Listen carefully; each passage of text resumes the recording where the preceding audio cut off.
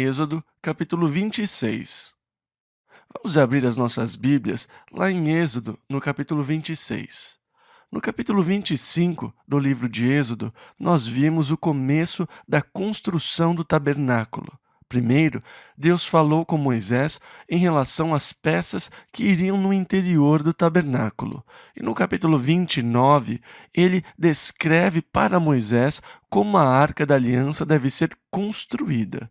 As suas dimensões, o propiciatório, que era a tampa da Arca da Aliança e que tinha 2 querubins esculpidos. As peças do santuário seriam o candelabro com 7 copos, a mesa sobre a qual se colocaria 12 pães e depois o altar de incenso. Agora, no capítulo 26, nós temos a construção do próprio tabernáculo. Primeiro, Deus dá instruções sobre as cortinas que serão colocadas na parte de cima. Agora, na verdade, o tabernáculo é uma tenda, e por isso você tem que tentar imaginá-lo como uma tenda. Primeiro, ele descreve as cortinas que irão por cima da tenda, o cortinado de baixo, e na verdade tem 4 camadas de cortinas.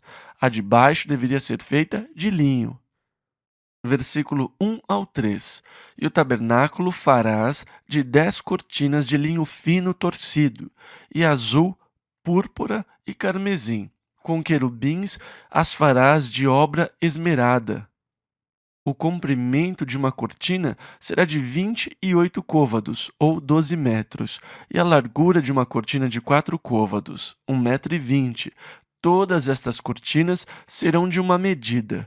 5 cortinas se enlaçarão uma à outra, e as outras 5 cortinas se enlaçarão uma com a outra, o que a torna uma cortina de 9 por 12 metros. Então, você tem 2 grandes cortinas de linho.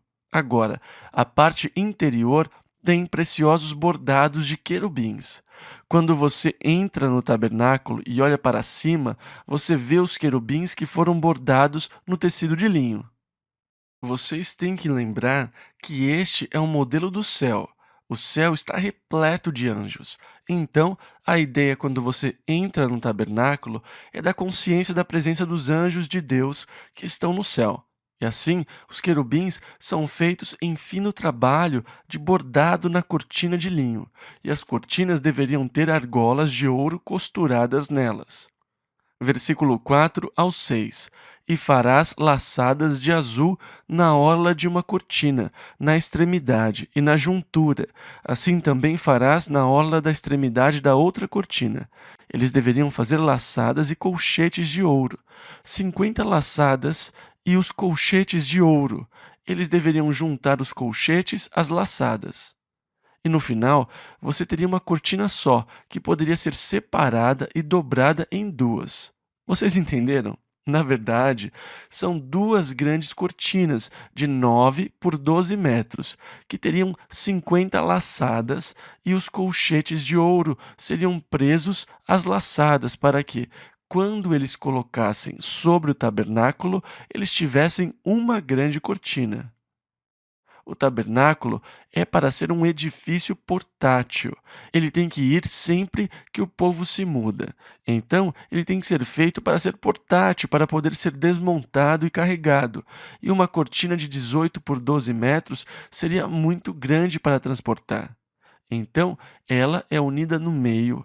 Assim, eles podiam separá-la e se mudar quando Deus indicasse que era a hora de se mudar. Tudo era portátil. Quando eles fizeram a arca, ela tinha argolas de ouro e umas peças de madeira de acácia revestidas de ouro que eles passariam pelas argolas. Os carregadores não deveriam tocar na arca, eles iriam pegar as varas e assim eles levariam a arca. Eles tinham que fazer o mesmo com a mesa do pão da propiciação. Tudo era feito para ser transportável. Eles deveriam mover tudo de um lugar para o outro. E então, na verdade, a tenda é planejada para ser um edifício portátil. O tabernáculo, que quer dizer o lugar de encontro, era o lugar onde as pessoas se encontrariam com Deus. Agora, de alguma forma, com o passar do tempo, nós ficamos com a ideia errada de que a igreja é a casa de Deus. A igreja não é a casa de Deus. Deus não habita em edifícios feitos por mãos de homens. Quando Salomão construiu o templo, ele admitiu: nós não estamos construindo uma casa para Deus. Ele falou: os céus e até o céu dos céus não poderiam conter Deus. Ele é um lugar de encontro. O tabernáculo é um lugar de encontro. É o lugar onde eu posso ir e encontrar Deus. Agora, nós podemos nos encontrar com Deus em qualquer lugar. Deus vai se encontrar com você no lugar que você quiser encontrá-lo. Deus se encontra com você na praia, na estrada, pode escolher. Ele pode se encontrar com você em qualquer lugar. Mas quando nós queremos nos reunir para ter comunhão, para ter um lugar de encontro de uma forma corporativa, o edifício se torna conveniente. Se nós vivêssemos no Havaí, nós poderíamos encontrar o Senhor sob as figueiras de Bengala. Seria maravilhoso. Mas este é um lugar onde nós nos reunimos para encontrar a Deus.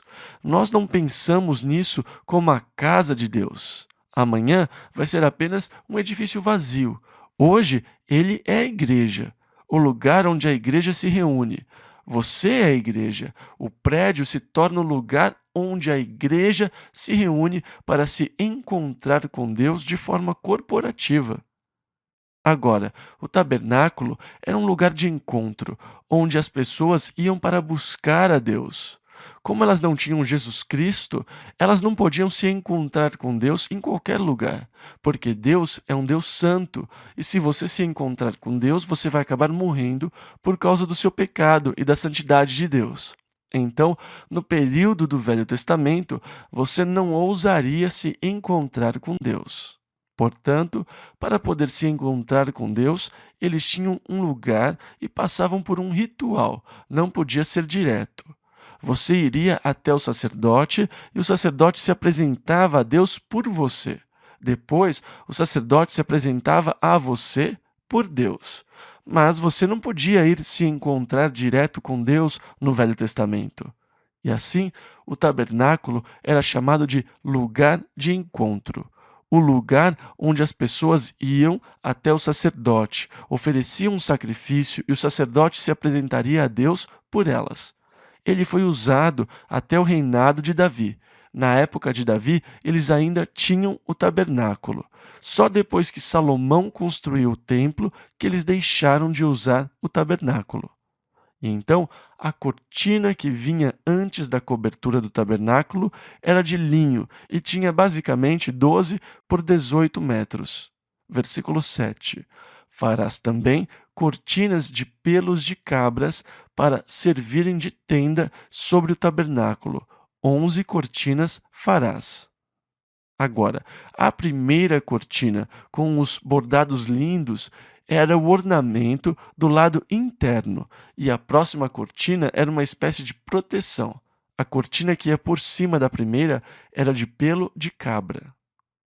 Versículos 7 ao 11. Farás também cortinas de pelos de cabras para servirem de tenda sobre o tabernáculo.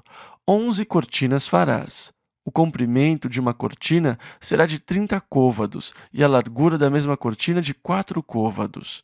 Estas 11 cortinas serão da mesma medida, e juntarás 5 destas cortinas à parte, e as outras 6 cortinas também à parte, e dobrarás a sexta cortina à frente da tenda, e farás 50 laçadas na borda de uma cortina, na extremidade, na juntura, e outras 50 laçadas na borda da outra cortina, na segunda juntura. Farás também 50 colchetes de cobre e colocarás os colchetes nas laçadas, e assim ajuntarás a tenda, para que seja uma. Agora, eles usaram pelo de cabra, e o fato de terem usado pelo de cabra ou pele de cabra indica a morte do animal. E toda vez que ocorre a morte de um animal, você pensa em sacrifício e em julgamento do pecado. Isto é, sempre que alguma coisa tem a ver com julgamento, o metal usado é o cobre, e o cobre é o metal que simboliza julgamento. Assim, sempre que há animais e morte de animais, o cobre era usado, porque ele era um sinal de julgamento contra o pecado. A segunda cortina era um pouco maior do que a primeira. Ela tem 13,5 metros por 19. Ela deve ser pendurada sobre todos os lados e cobrir completamente a cortina de linho. Ela era mais uma cobertura de proteção. Versículo 14: Farás também a tenda uma coberta de peles de carneiro, tintas, ou seja, tingidas, de vermelho, e outras coberta de peles de texugo em cima. E esta é a cobertura exterior e serve como impermeabilização. Eles deveriam fazer tábuas de madeira de acácia de 4,5 metros de altura por 70 centímetros de largura, revestidas de ouro. As tábuas deveriam ter bases de prata com ajustes embaixo, tipo macho e fêmea, para encaixar nas bases de prata. Depois, eles fariam argolas nos lados, para que eles pudessem colocar as tábuas em pé e depois passar uma vara pelas argolas, para que as tábuas permanecessem na vertical, em pé. Então, o tabernáculo tinha 13,70 metros de comprimento e 4,5 metros de largura.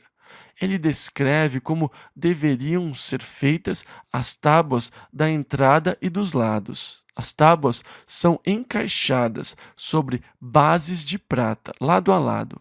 Sobre elas seria colocada a cortina de linho, depois a cortina de pelo ou pele de cabra, depois a cortina de carneiro e a de texugo, que são as coberturas impermeáveis. As tábuas tinham 4,5 metros de altura e 70 centímetros, e tinham argolas para que, depois que estivessem em pé, eles pudessem passar as varas pelas argolas.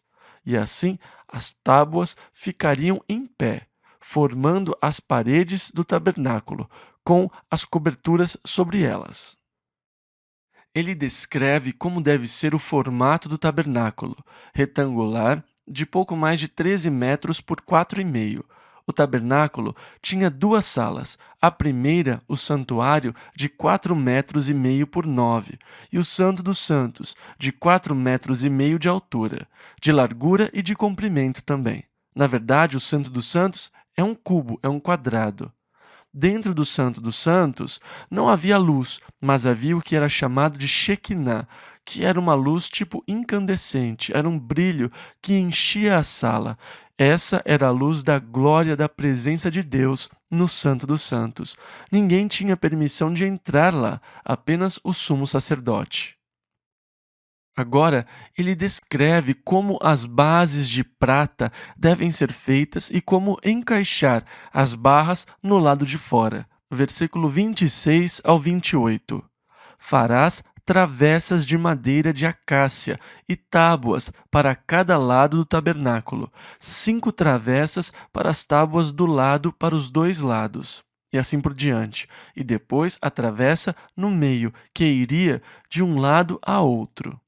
Eles deveriam passar as travessas ou barras pelas argolas de ouro para sustentá-las em pé. Agora, para separar as duas salas, deveria haver um véu. Existem relatos históricos e, se são precisos ou não, nós não sabemos. Mas alguns registros afirmam que o véu que separava o Santo dos Santos no templo era feito com um tecido entrelaçado que teria 45 centímetros de espessura. Ele era um véu muito pesado. E foi esse véu que foi rasgado de cima a baixo quando Jesus foi crucificado. E sem dúvida, isso simbolizava que por meio de Jesus Cristo, Deus estava abrindo a porta para que todos pudessem ter livre acesso a Ele. Que o acesso a Deus não estava mais limitado ao sumo sacerdote. O acesso a Deus agora era livre a todos, porque o véu do templo foi rasgado. Mas aqui ele descreve o véu que eles deveriam fazer para o Santo dos Santos do tabernáculo, o véu interior. Versículo 31 ao 37. Depois farás um véu de azul e púrpura, e carmesim, e de linho fino torcido, com querubins de obra-prima se fará. Então os querubins vão ser bordados de novo. E colocá-lo-ás sobre 4 colunas de madeira de acácia, cobertas de ouro. Seus colchetes serão de ouro, sobre 4 bases de prata. Pendurarás o véu debaixo dos colchetes, e porás a arca do testemunho ali dentro do véu. E este véu vos fará separação entre o santuário e o lugar santíssimo, e porás a coberta do propiciatório sobre a arca do testemunho no lugar santíssimo. E a mesa porás fora do véu, e o candelabro defronte da mesa, ao lado do tabernáculo para o sul, mas a mesa porás ao lado do norte. Farás também para a porta da tenda uma cortina de azul, e púrpura, e carmesim, e de linho fino torcido, de obra de bordador. E farás para esta cortina 5 colunas de madeira de acácia, e as cobrirás de ouro. Seus colchetes serão de ouro, e far-lhe-ás de fundição 5 bases de cobre. De cobre, porque os sacerdotes iriam entrar com o sangue dos sacrifícios. Portanto, as bases das colunas de acácia revestidas de ouro da entrada são de cobre. E eu espero que vocês consigam fazer uma imagem do tabernáculo. Ele é uma tenda com tábuas de ouro formando 3 paredes. Quando você entrasse no tabernáculo, você passaria por este primeiro véu. Você entraria na sala que tem 4,5 metros de altura, e quando você olhasse para cima, você veria o linho com os querubins que foram bordados no tecido. No seu lado direito, você veria a mesa do pão da propiciação. No seu lado esquerdo, você veria o candelabro, e na sua frente teria outra cortina com querubins bordados. Se você passasse a segunda cortina, você veria uma caixa dourada com uma tampa de ouro, que por sua vez tinha 2 querubins com as asas estendidas, esculpidos sobre ela. Assim, você pode ter uma ideia de como o tabernáculo parecia por dentro. Êxodo capítulo 27. Agora, do lado de fora, eles deveriam fazer um pátio, que teria quase 23 metros de largura e 45 metros de comprimento, com cortinas de 2,30 metros de altura ao seu redor. E então você tem um pátio externo de 23 por 45 metros, dentro de um cortinado. O pátio seria, bem, ele seria quase desse tamanho. 23 metros seria daqui até entre o terceiro e o quarto pilar da igreja. Imaginem o pátio aqui dentro do templo. As cortinas têm 2,30 metros de altura, o que seria muito alto para ficar nas pontas dos pés para espiar. As cortinas eram colocadas em colunas que eram fixadas em bases de cobre e assim por diante. Como eu disse, tudo era portátil. Se eles fossem mudar de lugar, eles só precisariam desmontar tudo e embrulhar. Os transportadores eram homens da tribo de Levi. Eles levavam tudo até o próximo assentamento e depois eles o montavam novamente. Eles armavam tudo como uma tenda. Tudo foi feito para ser de fácil transporte e capaz de ir para onde Deus guiasse os filhos de Israel. Esse foi o pátio. E ele continua: no pátio, em primeiro lugar, tem que ter um altar de cobre. Versículos 1 e 2. Farás também o altar de madeira de acácia. 5 côvados será o comprimento, 2,30 metros de madeira de acácia, mas agora o cobrirás de cobre, porque nós temos o símbolo aqui de julgamento, onde os sacrifícios eram queimados ao Senhor. E então, ele é um quadrado de 2,30 metros, que tem 1,40 metros de altura. Versículo 2: E farás as suas pontas nos seus 4 cantos. Cada canto tinha uma ponta curvada no formato de chifre, voltado para cima. Então, no total, eram 4 pontas neste altar de 2,30 por 2,30, com 1,40 de altura. revestido de cobre. Primeiro, ele deu as instruções das peças do tabernáculo, depois as peças do pátio, e agora ele descreve como o pátio deveria ser feito. No versículo 20, nós lemos sobre o óleo para a luz, versículos 20 e 21. Tu, pois, ordenarás aos filhos de Israel que te tragam azeite puro de oliveiras, batido para o candeeiro, para fazer arder as lâmpadas continuamente. Na tenda da congregação, fora do véu que está diante do testemunho, Arão e seus filhos as porão em ordem, desde a tarde até amanhã, perante o Senhor. Isto será um estatuto perpétuo para os filhos de Israel, pelas suas gerações. Então, eles deveriam usar azeite no candelabro de ouro e mantê-lo sempre com azeite, para que a luz nunca se apagasse. Era uma tarefa para Arão e os seus filhos. Mais adiante, nós vamos ter a história de Samuel. Ele foi levado ao sacerdote ainda quando era menino pela sua mãe, que o consagrou ao Senhor. Eli era o sumo sacerdote e Samuel tinha se tornado um menino de recados. Uma noite, ele ouviu alguém o chamar. Ele correu até Eli e disse: "O que o senhor quer?" E ele disse: "Eu não o chamei. O que você está fazendo aqui?" Ele falou: "Eu tenho certeza que ouvi alguém me chamar." "Não, volta para a cama." E ele voltou para a cama, mas de novo ele ouviu o seu nome ser chamado e saiu correndo. E ele disse: "Não, eu não chamei você. O que está acontecendo? Volta para a cama." Mas na terceira vez ele disse: "Samuel, se você ouvir alguém chamá-lo de novo, diga: 'Fala, Senhor, o teu servo ouve.'" E ele ouviu o seu nome ser chamado de novo e disse: "Fala, Senhor, o teu servo ouve."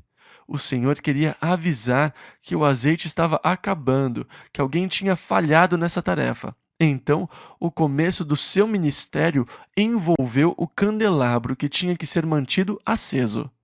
Quando o templo foi profanado por Antíoco Epifânio, que ofereceu um porco no altar, espalhando sangue pelo templo, que colocou uma imagem de Zeus no templo, Judas Macabeus ficou tão furioso com o sacrilégio que ele reuniu alguns israelitas e, superando todas as impossibilidades, eles aniquilaram os exércitos sírios, os homens de Antíoco. Eles planejavam consagrar o templo novamente, mas o azeite que tinha para o candelabro era suficiente só para um dia. Mas o processo de fabricação do azeite do templo demorava. Depois de um tempo, com as rotinas, as regras e os rituais do homem, passou a demorar para que o azeite fosse purificado. Nessa época, levava 7 dias para que o azeite estivesse pronto para o uso. Então, a história diz que, miraculosamente, embora eles tivessem suprimento de azeite só para mais um dia, a luz ficou acesa pelos 8 dias, até que, no 8º dia, eles conseguiram mais azeite. E por isso existe o feriado judeu de Hanukkah, a festa das luzes, uma vela por dia durante 8 dias. O feriado judeu de Hanukkah celebra a provisão miraculosa de azeite de Deus para Judas Macabeus, naquele momento da história. Êxodo, capítulo 28. Agora, aqui, no capítulo 28, nós chegamos ao sacerdócio. Nós já temos o tabernáculo construído, ao menos o planejamento da arquitetura. A planta já foi desenhada. Agora nós chegamos aos sacerdotes. Versículo 1 ao 9. Depois tu farás chegar a ti meu irmão Arão e seus filhos com ele, do meio dos filhos de Israel, para me administrarem o ofício sacerdotal, a saber, o próprio Arão, Nadab e Abiú, Eleazar e Itamar, os filhos de Arão, e farás vestes sagradas a Arão teu irmão, para a glória e ornamento. Então eles tinham que usar uns mantos. Falarás também a todos os que são sábios de coração, a quem eu tenho enchido do espírito de sabedoria, que façam vestes a Arão para santificá-lo, para que me administre o ofício sacerdotal. Então Deus iria encher alguns homens do espírito de sabedoria. e lhes dar habilidades para que fizessem essas roupas. Estas, pois, são as vestes que farão um peitoral e um éfode, e um manto, e uma túnica bordada, uma mitra ou coroa, e um cinto, uma faixa. Farão, pois, santas vestes para Arão, teu irmão, e para seus filhos, para me administrarem o ofício sacerdotal. E tomarão o ouro, e o azul, e a púrpura, e o carmesim, e o linho fino, e farão o éfode, que era uma espécie de colete ou capa, que era usada sobre os ombros e o peito, de ouro e de azul, e de púrpura, e de carmesim, e de linho fino torcido, de obra esmerada. Terá 2 ombreiras, que se unam às suas 2 pontas, e assim se unirá. E o cinto de obra esmerada do seu éfode, que estará sobre ele, será da sua mesma obra, igualmente de ouro, de azul e de púrpura, e de carmesim, e de linho fino torcido. E tomarás 2 pedras de ônix, e gravarás nelas os nomes dos filhos de Israel. Então, na verdade, as pedras de ônix serviam para prender ou unir o éfode nos ombros, e nas pedras de ônix estavam os nomes dos filhos de Israel. Então, sempre que o sacerdote se apresentava diante de Deus, ele levava junto os nomes dos filhos de Israel, que são as tribos de Israel, sobre os ombros. Sempre que ele se apresentasse diante de Deus, levando as pedras de ônix sobre os ombros, as tribos de Israel iam com ele. Versículo 10 ao 14.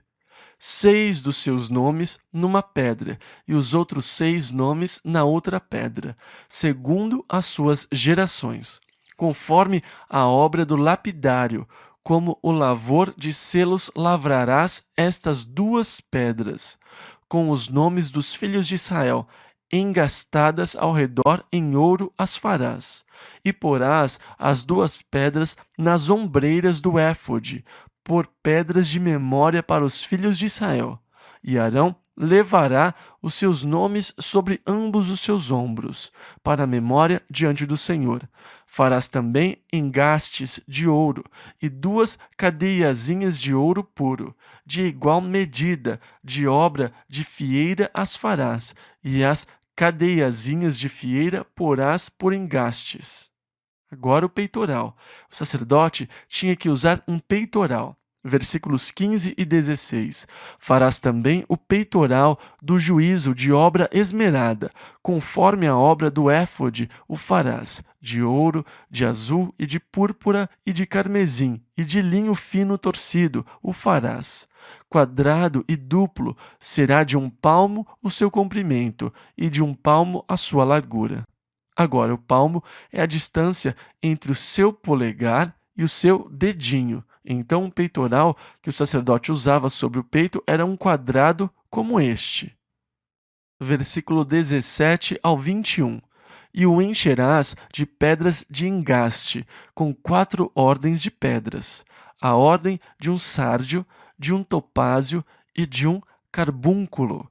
Esta será a primeira ordem, e a segunda ordem será de uma esmeralda, de uma safira e de um diamante. E a terceira ordem será de um jacinto, de uma ágata e de uma ametista. E a quarta ordem será de um berilo, e de um ônix e de um jaspe. Então as pedras preciosas aqui, engastadas em ouro, serão nos seus engastes.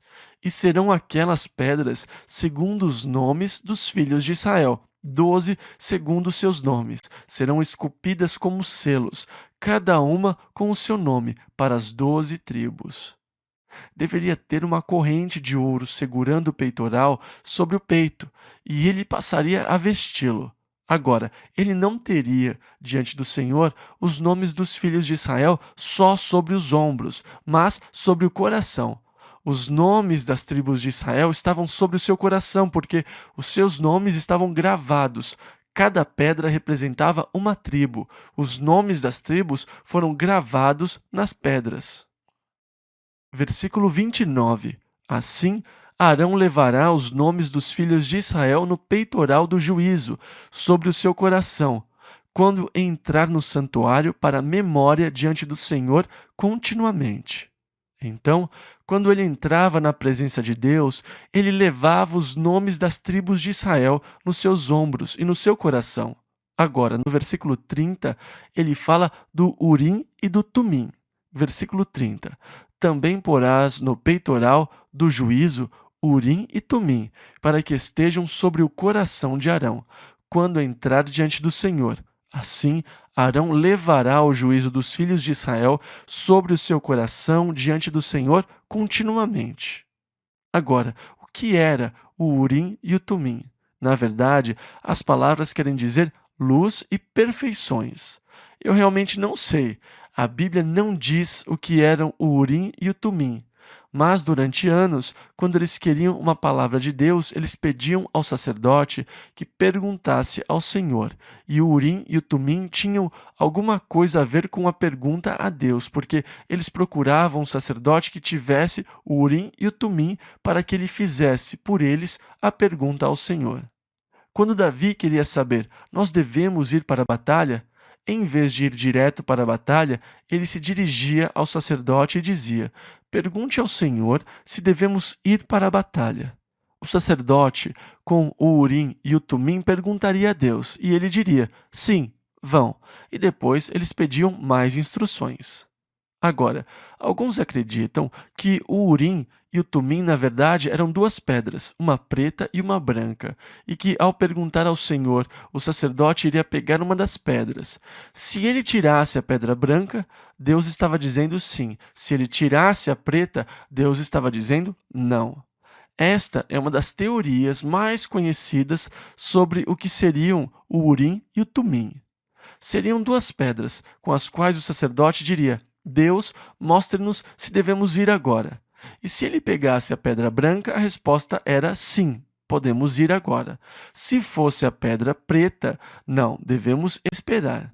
E eles faziam perguntas que pudessem ser respondidas com um sinal ou um não, pedindo ao Senhor instruções e direção.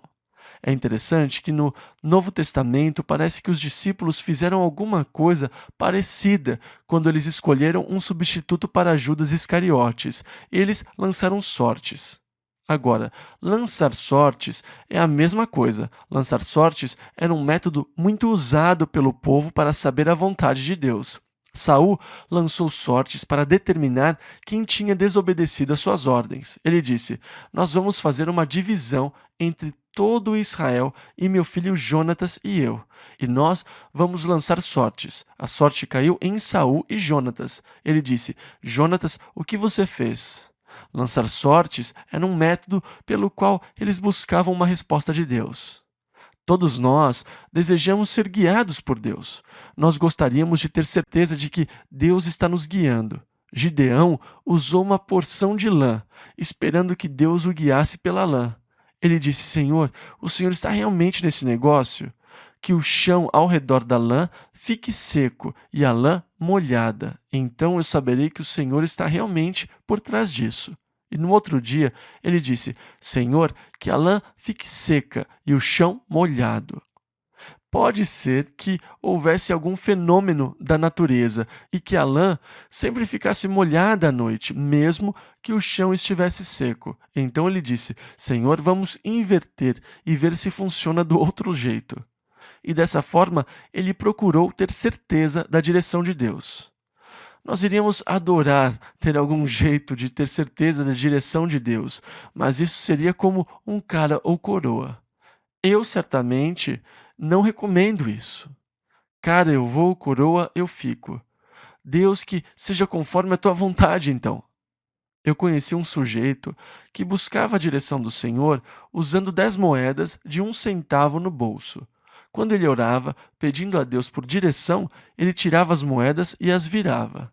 Se todas elas dessem cara, ele entendia que era um sim de Deus. Qualquer outra combinação ele achava que era um não. Bem, você sabe que é muito improvável que todas elas acabem no mesmo lado. O impressionante é que de vez em quando todas elas davam cara. Todos nós gostaríamos de ter um método para saber quando Deus diz sim e quando Deus diz não. O problema é que nós não damos a Deus todas as alternativas. Bem, o Senhor escolheu Matias ou Barsabas para o lugar de Judas. Mas lançar a sorte entre Matias e Barsabás não foi bom porque Deus tinha uma terceira pessoa que eles nem conheciam naquela época. Eles o conheciam como inimigo, um judeu fanático chamado Saulo de Tarso.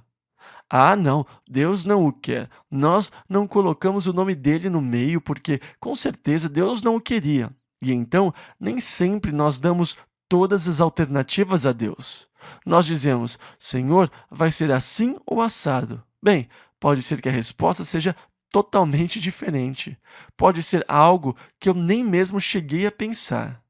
Agora, eu lamento que não haja um jeito infalível de ter um sim ou um não, como jogar a moeda ou tirar a pedra branca ou preta. Nós andamos em fé. O que eu faço é começar o dia dizendo: Deus, a minha vida é sua.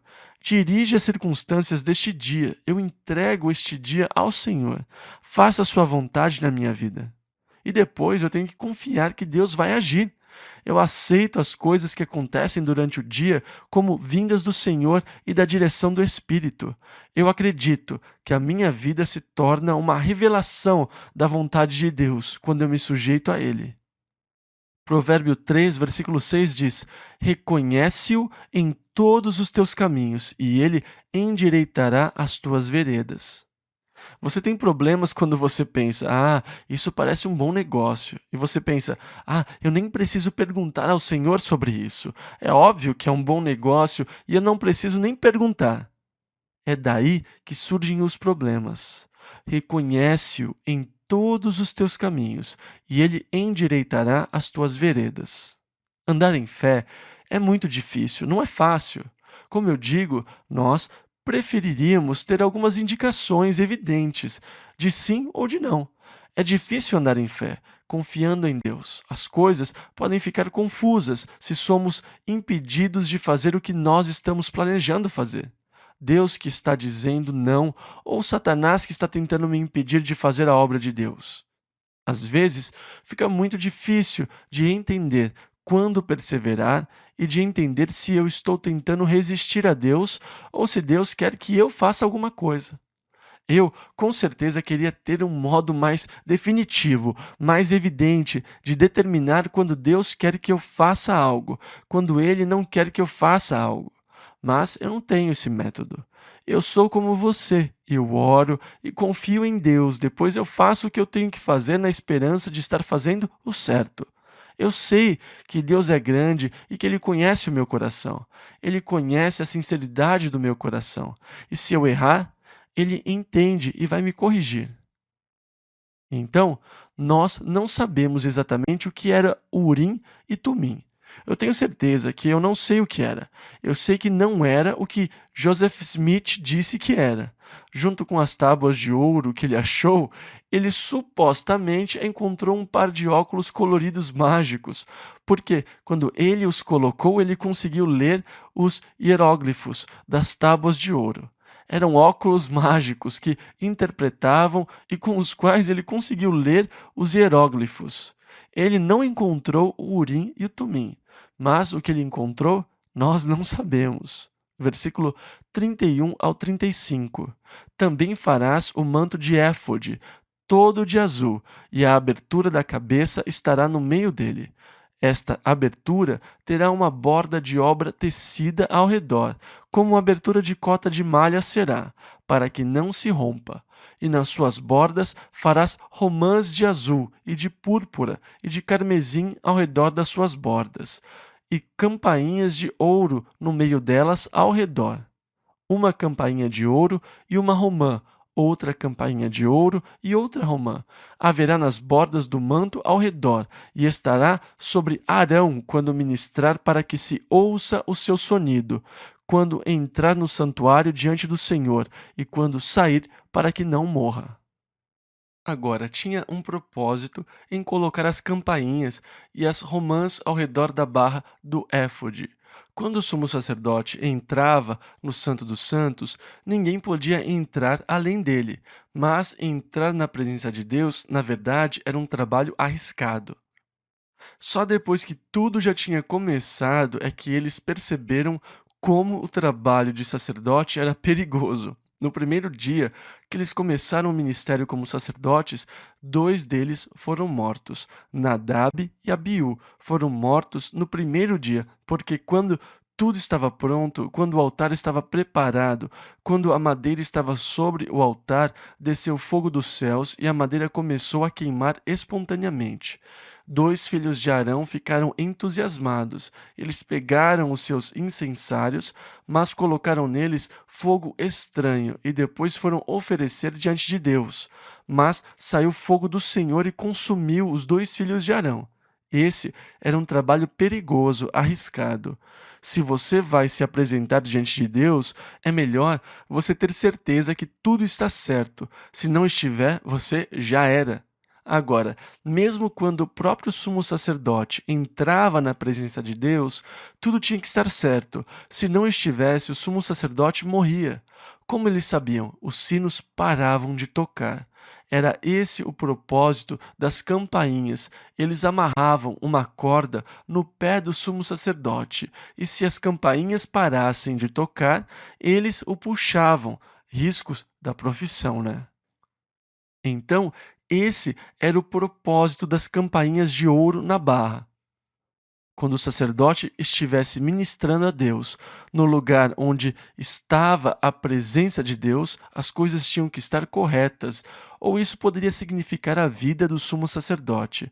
Se elas parassem, as campainhas parassem de tocar, eles saberiam que o sumo sacerdote tinha morrido.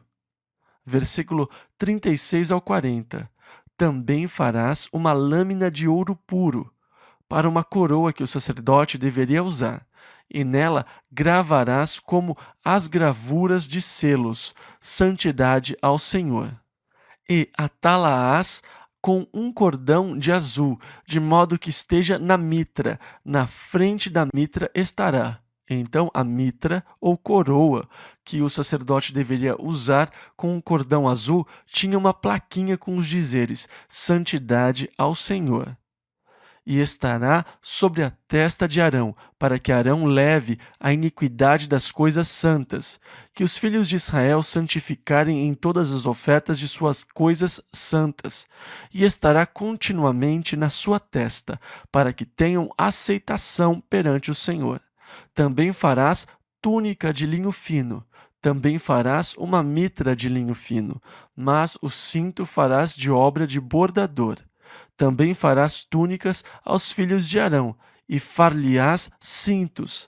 Também lhes farás tiaras, para glória e ornamento. E então eles ficavam bastante ornamentados, mas a palavra certa é ostentosos. E eles deviam ficar pomposos e magnificentes com essas vestimentas. Versículo 41 ao 43.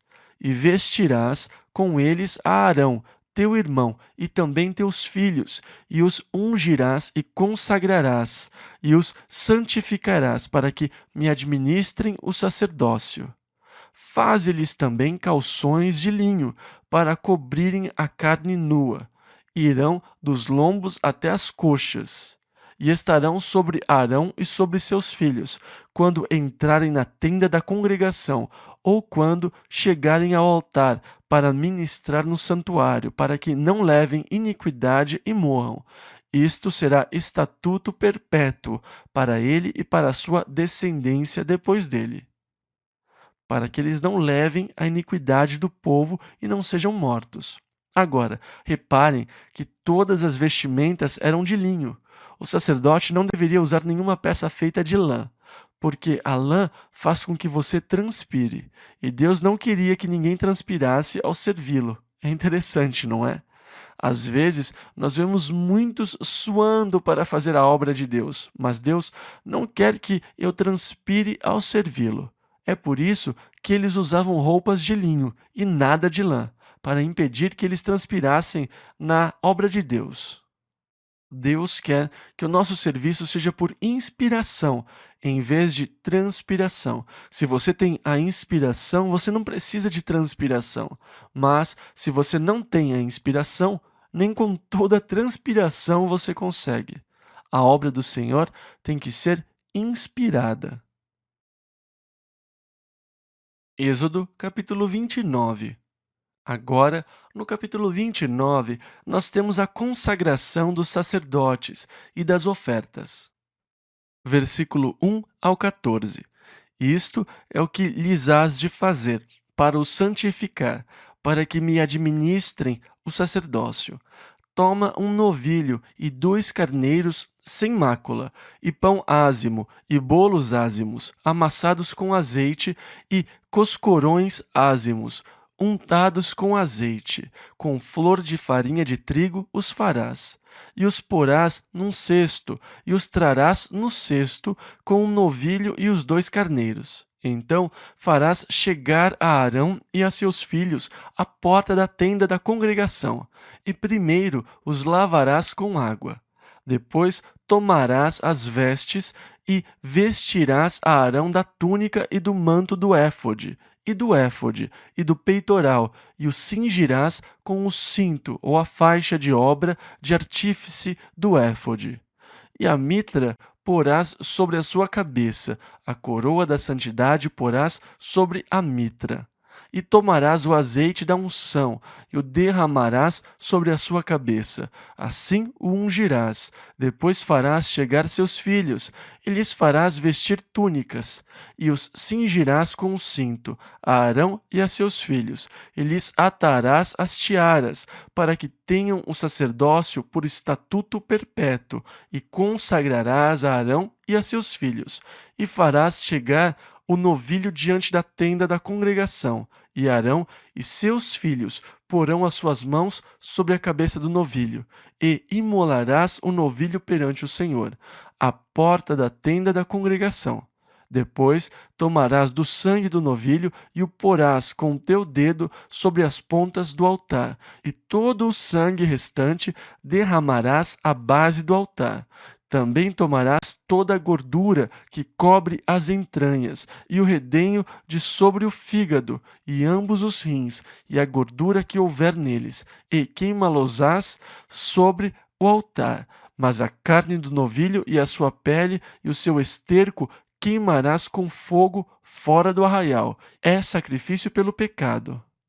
Então, quando Arão é consagrado, primeiro eles o vestem com todas as roupas lindas e o ungem com óleo. O azeite significa a unção de Deus. Depois, como ele vai servir a Deus pelo povo, ele tem que dar um jeito nos seus pecados. Então, a primeira coisa é um sacrifício pelo pecado, para dar um jeito nos pecados de Arão. Ele é lavado com água. Ele veste as túnicas, é ungido com óleo e depois é feito o sacrifício pelos pecados. Agora, Arão e os seus filhos tinham que colocar as mãos sobre a cabeça do novilho. Este é um ato simbólico que representa a transferência da minha culpa para o boi. Ao colocar as minhas mãos sobre a cabeça do boi, eu transferia a culpa pelos meus pecados para o boi, e quando o boi fosse degolado, ele estaria morrendo pelos meus pecados. E isso me dá consciência do horror que é o pecado. O pecado traz morte. Então, ao haver a morte do animal, ao ver o sangue ser derramado, eu entendo que os meus pecados estavam sobre ele, e que foi por causa dos meus pecados que o animal teve que morrer. As minhas mãos sobre a cabeça do animal transferem a minha culpa para ele. Agora, o sangue deveria ser colocado com o dedo sobre as 4 pontas de cobre do altar de cobre. Depois, a gordura e os rins seriam queimados no próprio altar, menos o restante da carcaça, porque era uma oferta pelo pecado. Então, deveria ser levado para fora do acampamento e queimada. Depois, nós vamos ler que, por isso, Jesus foi crucificado fora da cidade de Jerusalém, fora do acampamento. Porque ele foi o sacrifício pelo pecado. Ele foi o sacrifício do pecado oferecido a Deus por nós. Por isso que Jesus tinha que ser crucificado fora do acampamento. Então, eles o levaram para fora da cidade. A crucificação foi perto, mas fora da cidade, fora do acampamento do povo de Deus. Então, para o sacerdote servir a Deus, primeiro alguma coisa tem que ser feita pelo seu pecado. Por isso foi oferecido um sacrifício de pecado por Arão. Agora, os carneiros. Versículo 15 ao 22. Depois tomarás um carneiro, e Arão e seus filhos porão as suas mãos sobre a cabeça do carneiro. E imolarás o carneiro, e tomarás o seu sangue, e o espalharás sobre o altar ao redor, e partirás o carneiro por suas partes, e lavarás as suas entranhas e as suas pernas, e as porás sobre as suas partes e sobre a sua cabeça. Assim queimarás todo o carneiro sobre o altar. É um holocausto para o Senhor, cheiro suave, uma oferta queimada ao Senhor. Depois tomarás outro carneiro, e Arão e seus filhos porão as suas mãos sobre a sua cabeça, e imolarás o carneiro e tomarás do seu sangue, e o porás sobre a ponta da orelha direita de Arão, e sobre as pontas das orelhas direitas de seus filhos, como também sobre os dedos polegares das suas mãos direitas, e sobre os dedos polegares dos seus pés direitos, e o restante do sangue espalharás sobre o altar ao redor. Então tomarás do sangue que estará sobre o altar e do azeite da unção, e o espargirás sobre Arão e sobre as suas vestes, e sobre seus filhos, e sobre as vestes de seus filhos com ele, para que ele seja santificado, e as suas vestes, também seus filhos, e as vestes de seus filhos com ele. Depois tomarás do carneiro a gordura e a cauda, e a gordura que cobre as entranhas, e o redenho do fígado, e ambos os rins com a gordura que houver neles, e o ombro direito, porque é carneiro das consagrações. Então, o carneiro foi uma oferta queimada a Deus, um presente a Deus.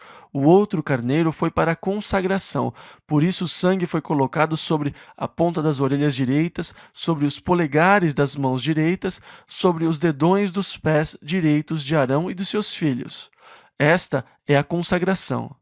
Eu consagro o meu ouvido para ouvir a voz de Deus.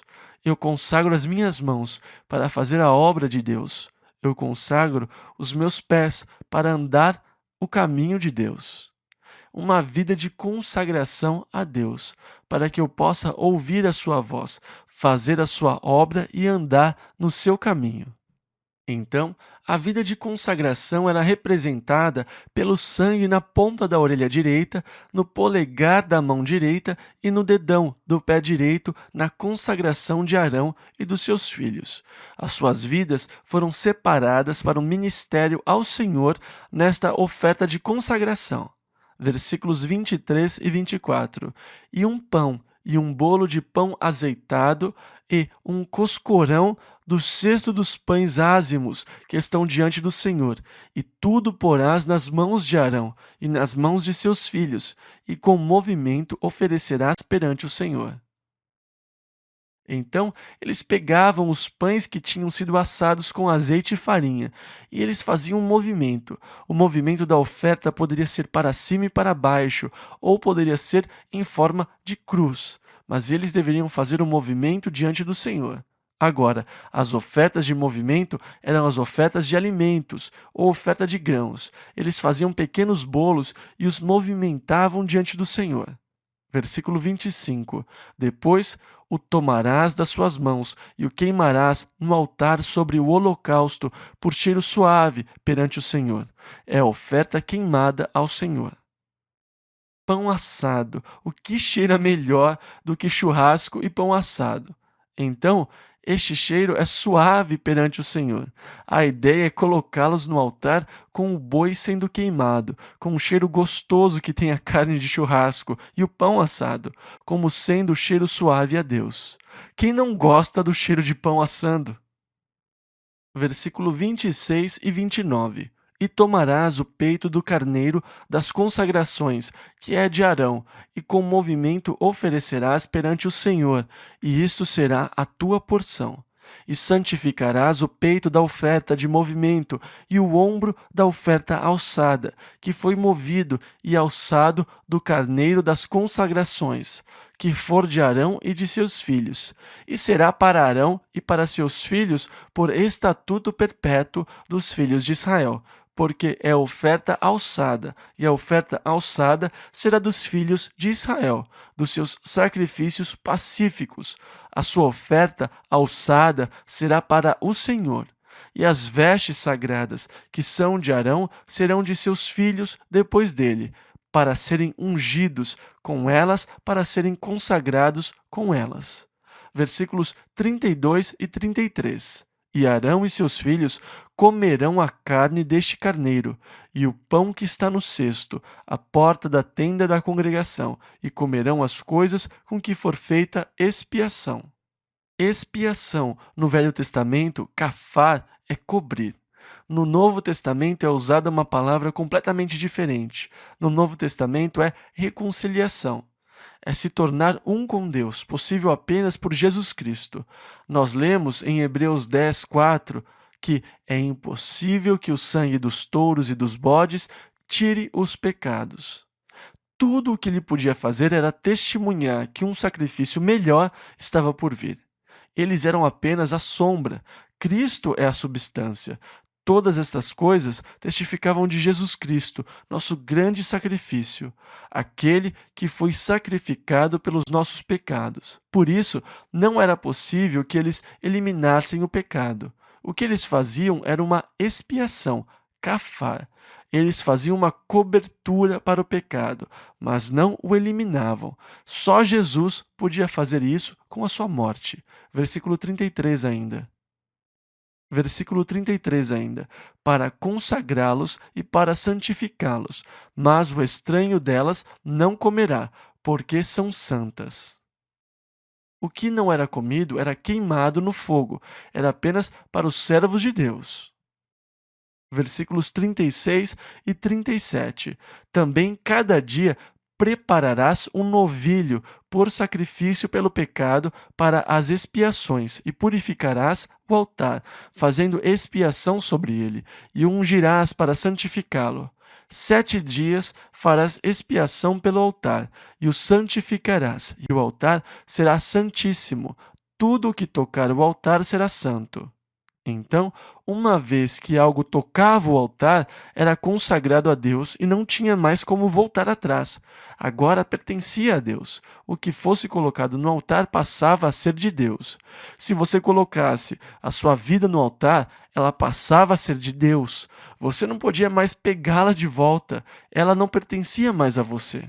Versículo 38 ao 42. Isto, pois, é o que oferecereis sobre o altar: 2 cordeiros de 1 ano, cada dia, continuamente. Um cordeiro oferecerás pela manhã, e o outro cordeiro oferecerás à tarde. Com um cordeiro a 10ª parte de flor de farinha, misturada com a 4ª parte de 1 hin de azeite batido, e para libação a 4ª parte de 1 hin de vinho. E o outro cordeiro oferecerás à tarde, e com ele farás como com a oferta da manhã, e conforme a sua libação por cheiro suave, oferta queimada é ao Senhor. Este será o holocausto contínuo por vossas gerações, à porta da tenda da congregação, perante o Senhor, onde vos encontrarei para falar contigo ali.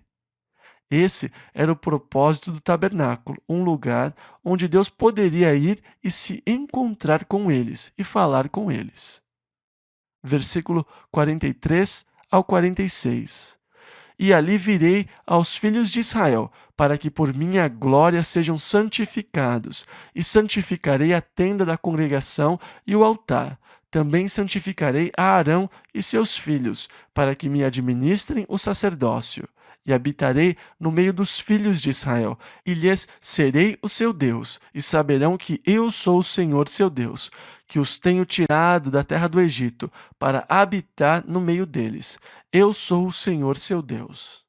Agora, Moisés estava no monte, recebendo todas essas instruções do Senhor.